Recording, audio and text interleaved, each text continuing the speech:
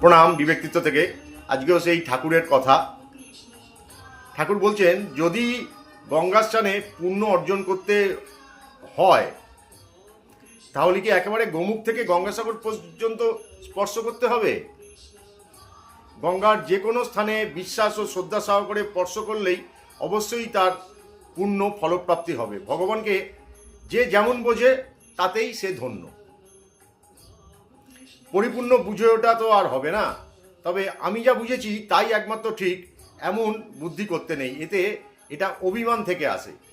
সেই অনন্তের একটিমাত্র কণাকে তার কৃপা বলে বুঝতে হবে। স্বামীজি যে এত অসংখ্য বক্তৃতা দিয়েছেন তার কিন্তু নিজ মস্তিষ্ক প্রসূত নয়, সবই রামকৃষ্ণদেবের জীবন বেদ, তার অমোঘ বাণী থেকে প্রাপ্ত। স্বামীজি তারই কথা সাজিয়ে গুছিয়ে শাস্ত্র প্রমাণের সাহায্যে ব্যাখ্যা করেছেন। যন্ত্র আর যন্ত্রী, রামকৃষ্ণ আর বিবেকানন্দ এক অভিনব সমন্বয়। শ্রী রামকৃষ্ণ যাকে নিজ সাধন সম্পদের নির্যাসটুকু দিয়ে নিজে ফকির হয়ে গেলেন, সেই বিবেকানন্দ তার এত ভাষণের মধ্যে রামকৃষ্ণদেবের নামটি পর্যন্ত উল্লেখ করলেন না। অনেকেই তাকে জিজ্ঞেস করেছিলেন, আপনি আপনার গুরুদেবের প্রচার করেন না কেন? স্বামীজি সর্বদাই বলেছেন, নিষেধ আছে। ব্যক্তির নাম প্রচার কখনোই আদর্শ নয়, ভাবের প্রচার করতে হবে। ঠাকুর একদিন মাস্টারমশাইকে জিজ্ঞেস করলেন, আচ্ছা আমার অহং কতটা আছে? মাস্টারমশাইকে ঠাকুর জিজ্ঞেস করলেন। মাস্টারমশাই বললেন, আজ্ঞা একটুখানি রেখেছেন ওই লোক কল্যাণের জন্য।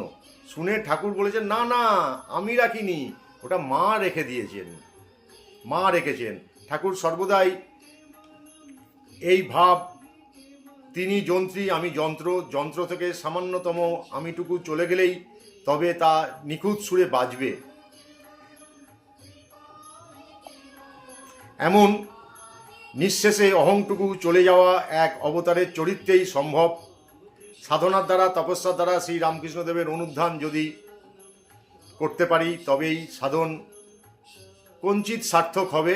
সেই শক্তিটুকু সর্বদা যেন থাকে তার শ্রীচরণে, সেটাই প্রার্থনা করি। প্রণাম ঠাকুর, প্রণাম মা, প্রণাম স্বামীজি।